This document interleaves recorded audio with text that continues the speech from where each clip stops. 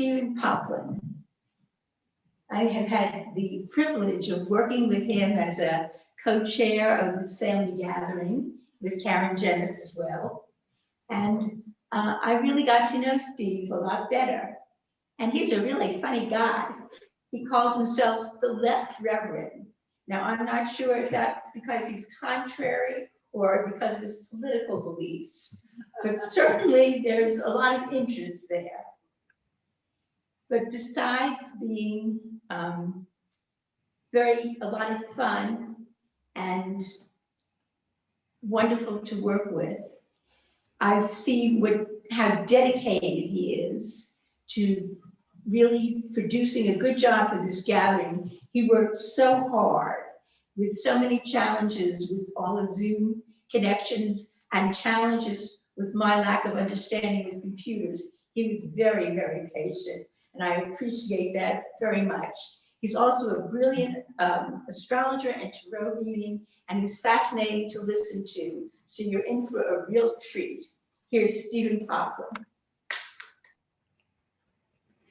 Thank you very much for that, Sharon. It's also been really great working with you too. And wonderful to be here with all of you after a long time. And we have had, of course, that pandemic that stopped this, live connection last spring, last May. And we were looking at it yet again. Are we going to cancel it yet again? And thanks to the Vision Group, we were inspired to say, hey, let's just go ahead and do it. Let's see. I mean, there's a lot of things to know about, getting this thing together. But yeah, let's do a 2-day program. And here we are. Yay. So I'm going to take you into a slightly different direction than a lot of what has transpired so far. I've found so much of this to be very heartfelt, personal, really connecting one-to-one. But now we're going to get out of here. We're heading out of Dodge. We're moving out of this particular century because I've got a degree in philosophy. And I remember sitting there. This is early on also in my astrological studies. And so they were talking about, especially the early pre-Socratic philosophers in ancient Greece, all very fascinating. And then from time to time, they would talk about who was the first philosopher. And they brought up the fellow named Thales from Greece. And I go, and then they started telling some stories about him. One particular story about that first philosopher is that he was deep in thought and he was pondering something. He was walking along somewhere and then he fell into a ditch. And that's just an anecdote about the first philosopher. So I had some high hopes for this particular profession, and here I am. I'm now going to share the screen and move off into a slightly different direction.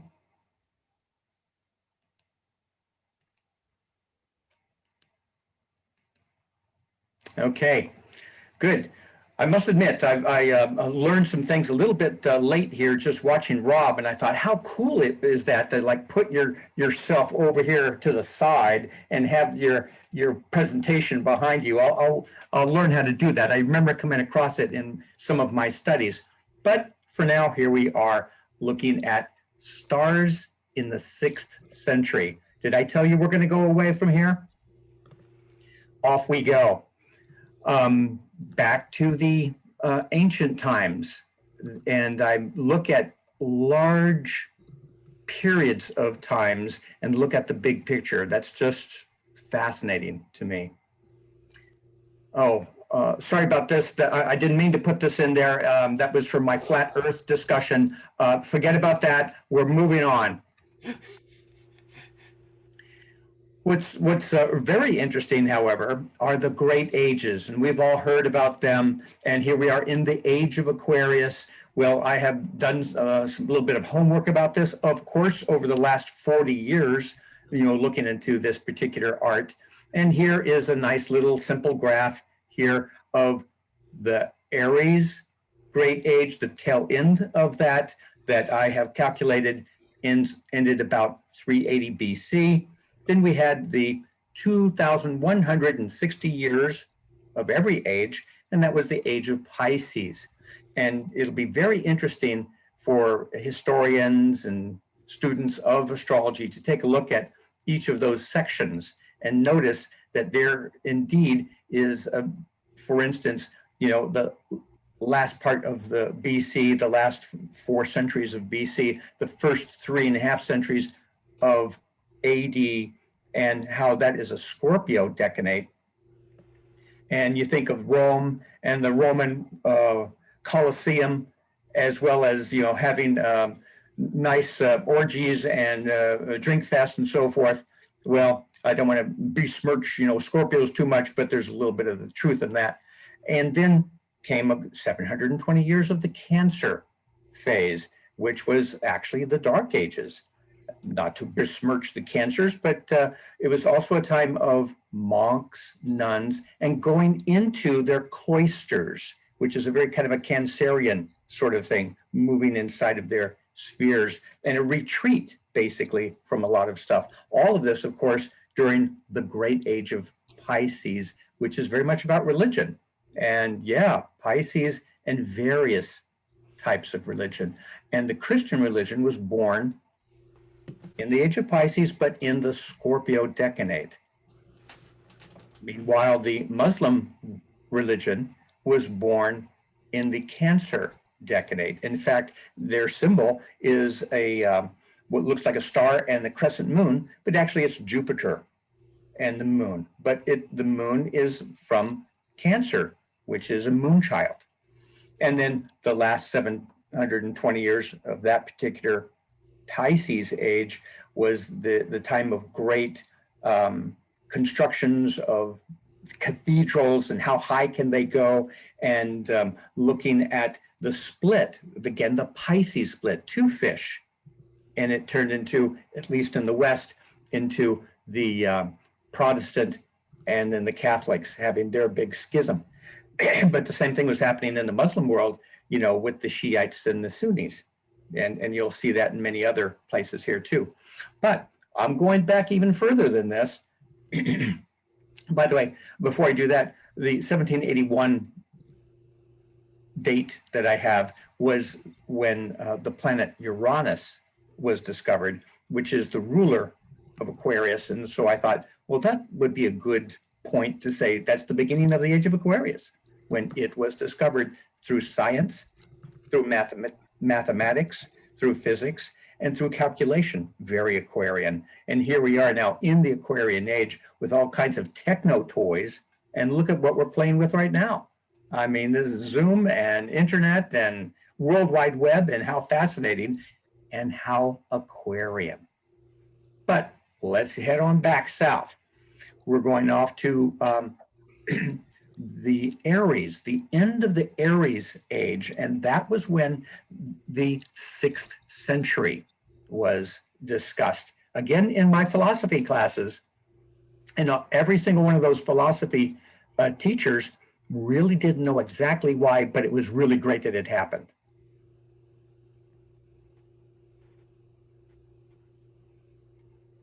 Again, back to the Aries age, and it was the Aryan age, of course, as in the Piscean age and the Aquarian age. Prior to 380 BC, and going again back from there, 2,160 years. By the way, this is just how my mind works. I'm just like fascinated with all these numbers and periods of time, and why did that happen at that particular time? What was going on? And of course, I get out my astrological tables of ephemeris and figure it out. So during the fire sign age, it was the Iron Age, and that is classically connected to Aries. Epic heroes, Gilgamesh and Achilles, Jason and the Golden Fleece, on that, again, the ram during that time.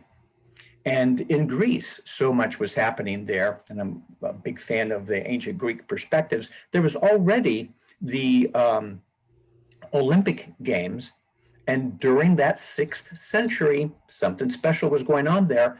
They added 3 more annual sports events, competitions. Again, fire sign Aries competitions. How about that? And then just to hone things down a little bit more, getting closer to the point here that we're talking about, Thales, that first philosopher that I had discussed, he made a solar eclipse prediction. It was now specifically at that particular time, the 28th of May, 585 BC. And not only did he make this prediction, which was pretty amazing at the time, but then he made another prediction that there was going to be an extra bounty in the olive oil market. There was going to be an increase, and it wasn't, by the way, because of this particular eclipse. It was something else. But he again predicted that, and so the clever fellow, he bought up all of the oil presses, and so when the big crop did come in, they had to go to Thales, to pay the piper, as it were, and he made a lot of money. So this was the first philosopher. And again, all of my philosophical professors were talking about, oh, this is another thing that he did at that point. Well, I'm thinking in the back row, that sounds like an astrologer doing stuff like that. And indeed he was, obviously, but he doesn't really get the credit for it because, any academic, any person of, rational science knows that there can't be anything to that. So we now go on to Dionysus and to the good times and to, again, a time before the classic science rationality, where they had all over the world, but again, very famously in Greece, the priestesses, the priests asking questions of those who are dedicated to a particular temple, and then having the intuitive realms, mystic perspectives, and so forth. A very different time than our time today, and a bit more even divorced from the Piscean age, in which they started, shutting down the good times, as they say. Meanwhile, in the Jewish tradition, this was also the time, this is the 6th century, the prophets Ezekiel and Jeremiah were also using those intuitive divination arts, and they foretold the destruction of the temple. And then, sure enough, here, 586 BC, here's the 6th century again, the Nebuchadnezzar and the Persian army, came and indeed destroyed the temple, took them captives, and that was their Babylonian captivity for a period of time.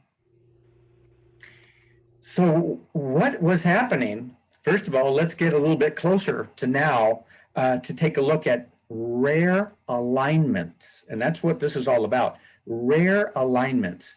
But looking at things, closer to our times, I bring up the 3 examples of the outer planets and the relatively rare times when they have their conjunctions. The first option up here, the Uranus-Pluto conjunction. Even though I write up here 127 years, it's an erratic alignment. And so sometimes it's 105, sometimes it's more than 127, because Pluto just moves whenever it wants, wherever it wants, and you just can't tell Pluto what to do. We go back, however, to the late 1840s, building up to that last Uranus-Pluto revolutionary planets, by the way. And I was born in California, and we all know about the 49ers.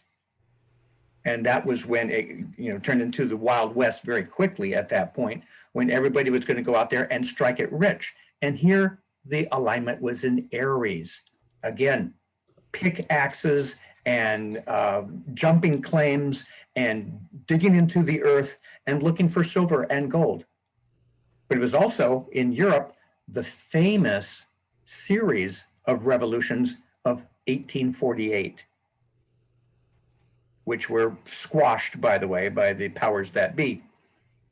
That was.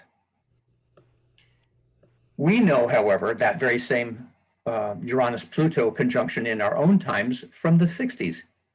And we know that, again, they were right there together, again, relatively rare, but we pretty much know protest, revolution, doubting the government, having in many parts of the world all sorts of different and revolutionary ideas. It was in Virgo, which is also very much about science and macrame and back to the earth and do it yourself and things in miniature. And so that's the beginning of our modern computer age with transistor radios and other things, other innovations, other technological sorts of things. Really exciting, but for many astrologers, we say, right on time. Another very interesting, rare alignment, now with these outer planets, Uranus, Neptune. 171 years approximately whenever they get together. It's a lot more uniform, and so pretty much every 170, 172 years, they do come together. And back to the 1820s when South America was becoming independent from Spain, and so many cultures, so many nations beginning at that point. But that was a classic time with the early transcendentalists, as well as the beginning of photography. So all kinds of really cool things going on at that point. But what we all know, what we have witnessed recently, of course, was 1993, or basically, remember, this isn't just 1 year. This is like a decade. So, you know, into the late 1980s, early 1990s, and they came together again in a very revolutionary, but not like with all of the excitement and even violence that the Uranus-Pluto would show, but more of innovations, breakthroughs, perspectives, still revolutionary, yes. But, you know, the biggest thing that I find here when you think of Uranus and techno gadgets and Neptune with visuals, images, that was the World Wide Web. And have things been revolutionized because of that? And we're sitting here in thankfulness to what they did at that point, just truly revolutionary. And then the third example of a very rare alignment would be the Neptune-Pluto thing. Every 492 years, which is like almost 500 years once that they then align, and they aligned in Gemini. And that was, Gemini is about transportation. And look at the revolutionary things that happened in transportation at that time. At the end of the 1890s, beginning of the 1900s, and wow, we've got motorcycles, we've got automobiles, we've got these engines pushing those buggies, and then very shortly after that, of course, then man takes off into air. My goodness. The kind of sad thing about that, recognizing that Gemini is the twins, pretty much all those kids born during that time, if they were going to have a regular life, a lifespan, they were going to experience 2 world wars. But now let's take all of this here and take a look at what happened in the 6th century. At the very top of this chart, here we have that very rare Uranus, Neptune, and Pluto all getting together at the same time. They were doing this dance for about 3 years during that time. 379, 378, 377. And notice in this particular alignment, exactly opposite, down in the 4th house, we have got Saturn in the picture. And then again, off to the right in the 7th house, Jupiter squaring all of that. This is what's called a grand cross if you include the ascendant on the left. Very rare. What a lineup. And now we get to the juice. The 6th century. Lao Tzu in China, founding Taoism. And by the way, he didn't care about it. He was just like, some guy in the woods, leave me alone. Okay, you want to hear my philosophy? Well, here it is. Now leave me alone. I love him. Zoroaster in Persia and the Zoroastrian religion. Gautama Buddha founding Buddhism, all at the same time. Mahavira at the same time, another contemporary of Buddha, founding Jainism. Do no harm to all creatures. In China, again, Confucius and Confucianism, and he was striving for the just government in China. In the meantime, over in Greece, the Greek philosophers, including Thales that I have already mentioned, my man Heraclitus, you cannot step into the same river twice. Pythagoras of the Pythagorean theorem and numerology and the mystical ideas of numbers, energies, Empedocles, looking at evolutionary theory in its early form. What a lineup. My goodness, all happening when those planets came together in such a rare alignment. It gives the astrologer in me certainly goosebumps. Again, here's another time when they aligned up in that very same 3-year period. And here in this particular example, we've got those 3 outer planets all lined up, Uranus, Pluto, Neptune there down towards the bottom of the chart, straight up at the top. Again, here's Saturn. How rare that is. But then this also is a grand cross, because off to the right, we've got the Moon and Mars in Leo. Opposite that is Venus in Aquarius. Wow, how unusual, how powerful, and how exciting. What was happening also in Greece? Playwrights, writers, poets. It was an explosion of culture.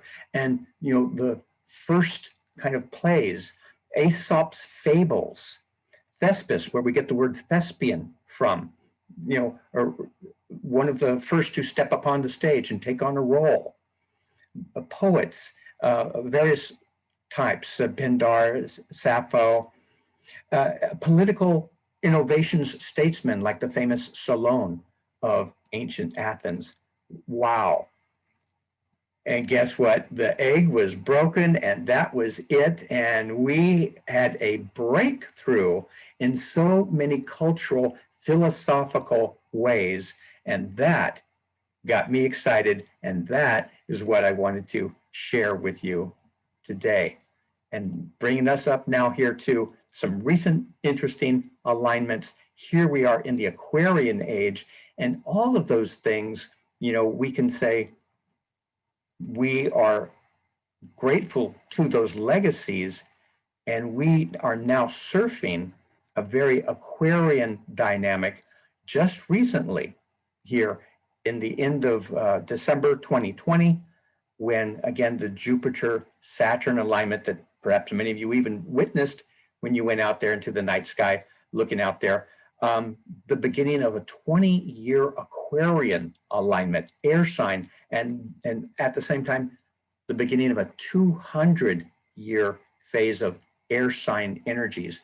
I mean, this is another exciting time of innovations, inspirations, technological new gadgets. I'm really wondering, even in 5 years, definitely 10 years, what kind of fabulous things are we going to be working with? Are we going to be seeing?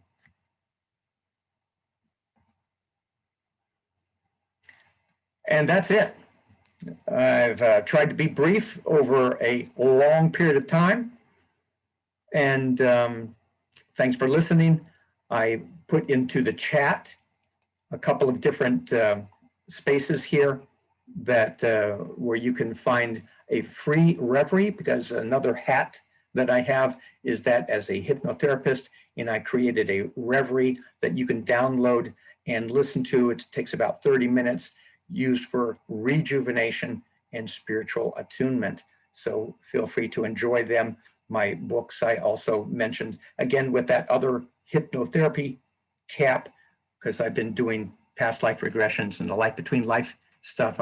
Another fascinated thing that also takes me back far, far away. And so it's another theme of mine, whether that be looking at the stars or going with people, accompanying my clients in conscious tranced states into other times and places. And it is certainly my pleasure to do that. So that was quick. It was a lot, but I said it. Any questions, ideas, perspectives? You can unmute yourself, and happy to talk with you. Hey. I'm still trying to digest all that, Stephen. It's just like Really, yeah. And it's just fun to hear all of the connections that you see through astrology to the cycles and to the events that are happening in the world related to what those processes are.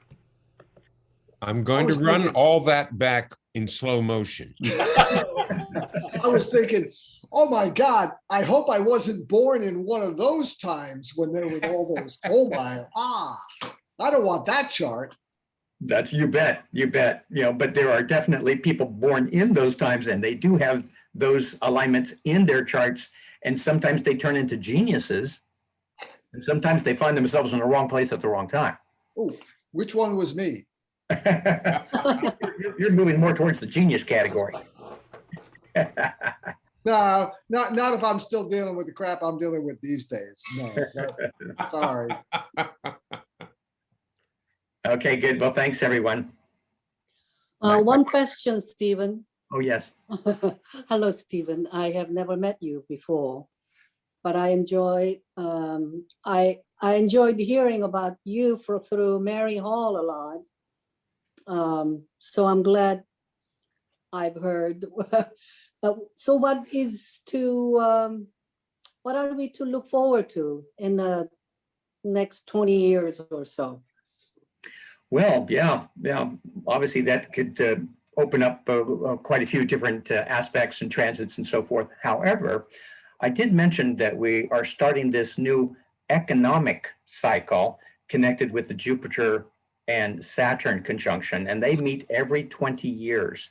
And they just met here, as I said, in late December 2020. So the beginning of a new cycle. And this is now of an Aquarian nature. So it's those things connected with ideas, information, new books, new perspectives on things, as well as Aquarian groups and groupings. And we right here are an example of a group like that, with a like-mindedness, getting together, and with the perspective of what can we do as a unit, as a larger group. We could do a lot of really amazing things. Brainstorming is just one of them. And this, of course, is just one of many different groups. Heaven knows, right now on the internet, you can, whatever your hobby happens to be, whatever your fetish happens to be, you can find a group out there working with it, involved with it, sharing stories about it. It's really quite exciting in many different ways.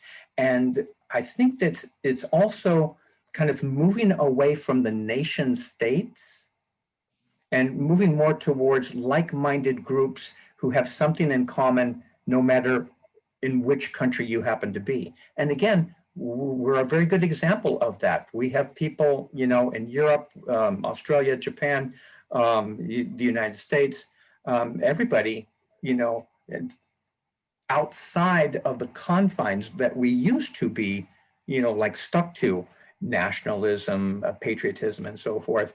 People identifying way beyond their borders. And I find that very exciting.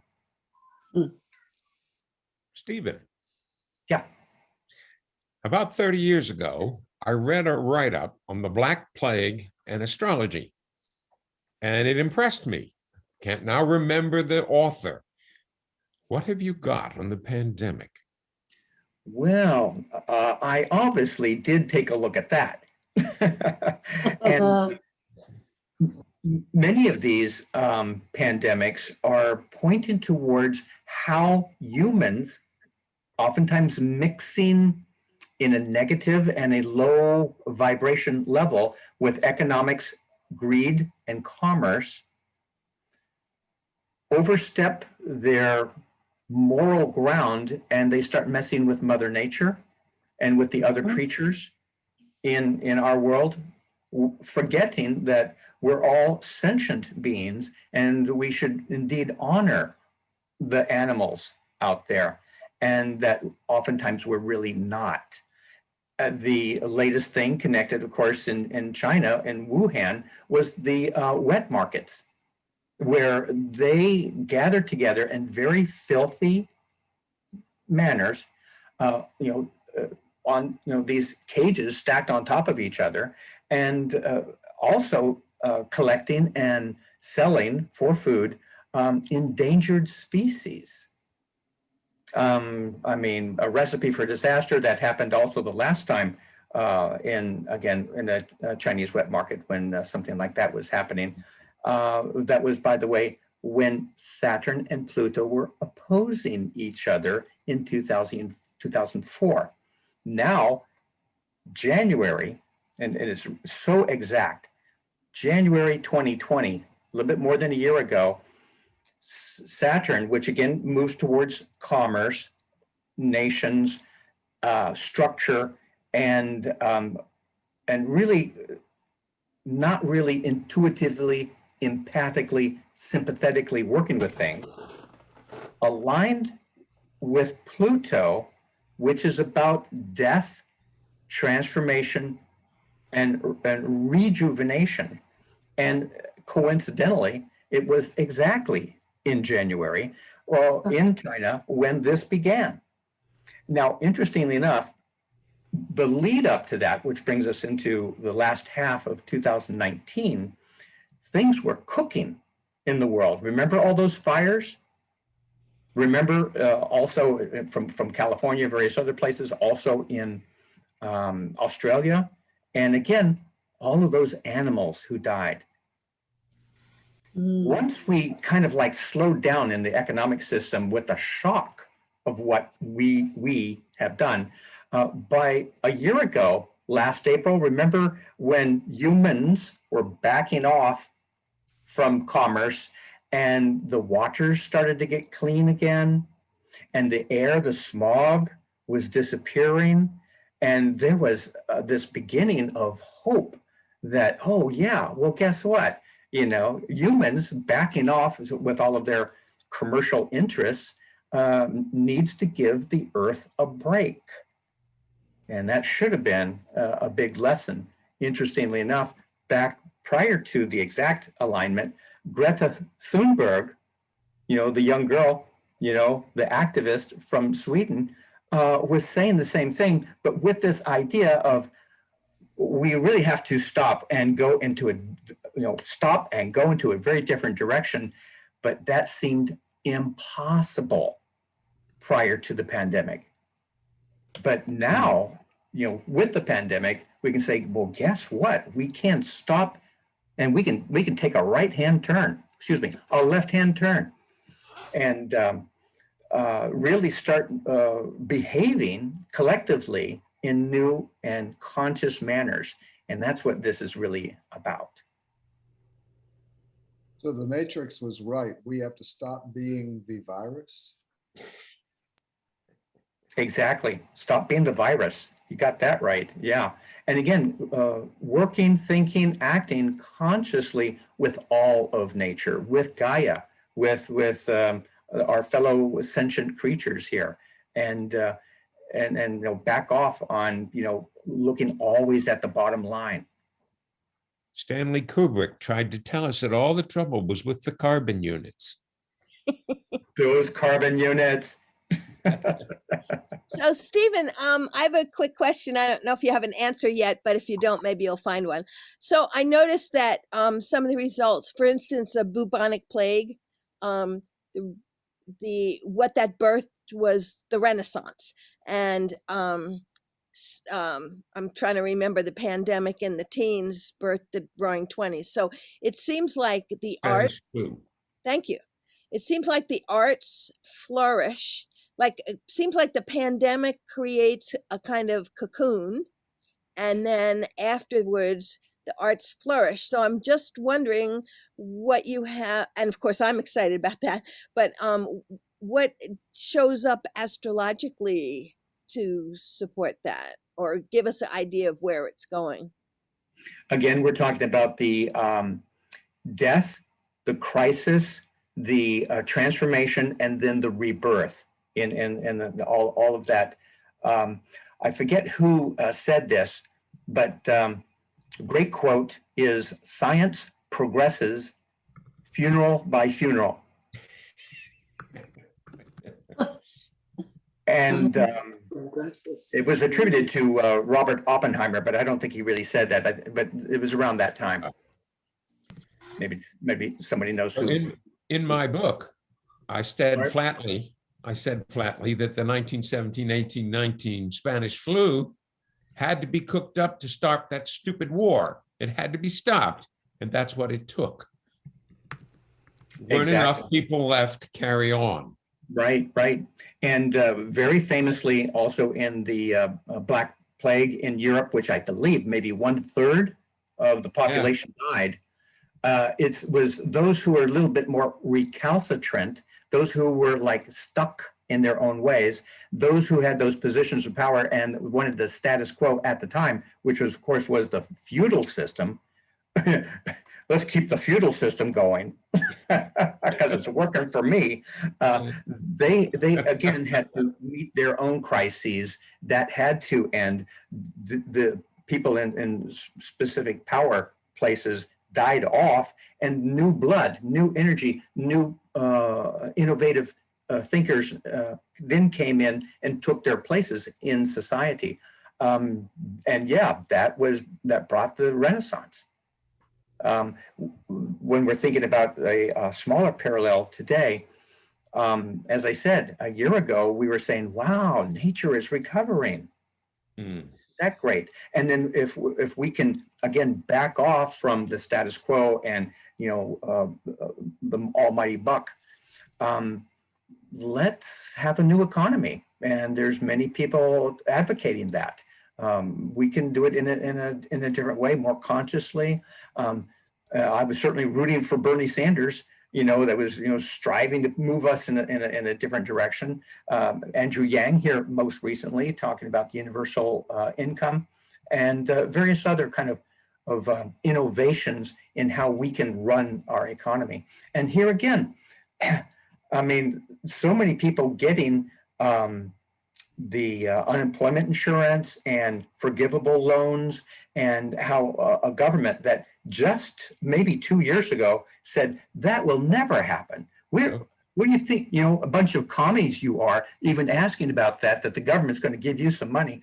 Well, they just did. And it's really helping the economy to the point where there's a lot of people saying, maybe we should consider this universal income and other forms of innovations with our economies. Stephen, So exciting. Yeah. I have another one of those left turn questions. So struck by your observations about this group and other groups coming together, and you're going into a new place, and it has seemed to me all along that as much suffering that is going on, this pandemic is accomplishing a lot of good things that we could have never accomplished if we weren't forced to. So here's my left field question. Even the Pentagon is now admitting that we cannot be alone in the universe. Just can't be. You just have to be too arrogant and probably possibly too stupid to live if you got to think that. No, I hope I don't offend anybody. But what does this coming astrological forecast have to say about anything that might give us a peep into that? Well, that's pretty exciting, I must admit too. And, you know, thinking about Aquarius and the Aquarian age, I was just here recently, so pleased but excited and in wonder that a little bit more than just 100 years after the Wright brothers, we are having flying machines on Mars. I mean, is that what a powerful symbol that is, and how exciting that is? And so on one level, I do believe that we're going to have so many great innovations. And I'm voting for the holodeck. Those who in Star Trek really know what I'm talking about there. But the more that we also open ourselves up into the big picture, and even you can just kind of like do the math, and you look at the billion stars out there and thinking that even a small percentage of those may have advanced civilizations way beyond ourselves, which is very possible since we're not so advanced. But the possibilities of having, these way advanced cultures, and of course they would have either flying machines or being able to move themselves from sector to sector, from galactic space to wherever, even interdimensionally. And so, I think for a long time, and it shows up in history, all the different times that we have been visited, and even some of the people joking about it, saying, we just found the Homo sapiens, and I think we should quietly back off. So I think that again, back to one of those really interesting Star Trek episodes, when we have come collectively into a place of maturity, then I think that they're going to make some contact with us. Good luck on that. Yeah, prior to that, it's like they're going to probably leave us alone. Thank you. Yeah, my pleasure. And thanks for all those questions. You're taking me way beyond my 30 minutes. Worth it. Thank you. Thank you. Thank you. I carried her back to our camp trailer to take a nap. And I laid down, and I was just about half asleep. And she said, "You want to take a trip with me?" And so I went to sleep, and she went to sleep. And we went to the planet where her foster parents had prepared her for Earth life. It had an orange sky, black soil, and a black sea. Any idea what planet that would be? I met them both. They were delightful. They played stringed instruments, and they were very delighted to meet an Earthman, and they kind of tested me to see if I was going to be a good parent. Wow, exciting and interesting. I must admit, in my work as a past life regressionist, I was inspired also by the work of Michael Newton. And so then I went into the life between life work, and I've been doing that for many years now. And in the books that I have referenced here in the chat, I talk about several intergalactic type of experiences, but I have personally interviewed those people in trance states describing their lives not only on other planets, but with their different kinds of bodies.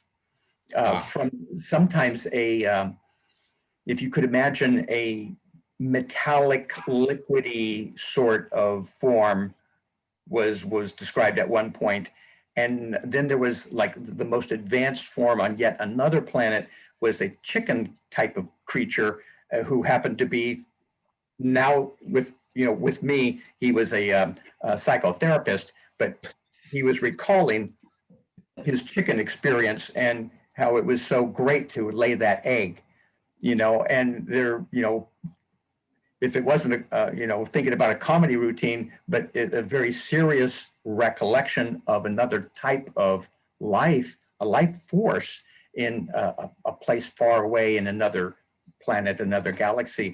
It's really very exciting to listen in on those great stories and to get an image or two of a very different life form. For instance, in some planets, the most advanced life form would be kind of a dolphin type of creature. In another life form, it's a little bit perhaps closer to a possum.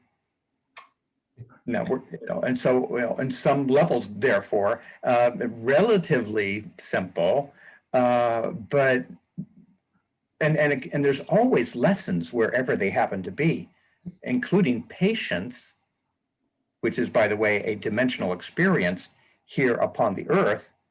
I'm really fascinated with that. And Brian, you were with me last week with Marilyn Butler when I was talking about the Casey perspectives of here we are in the third dimension here upon the earth, and that is time and space and patience. And so patience is a dimensional experience. I mean, isn't that a head scratcher, but very interesting? Mhm. I have a million questions, so I'm going to let you go. Well, very good. My pleasure.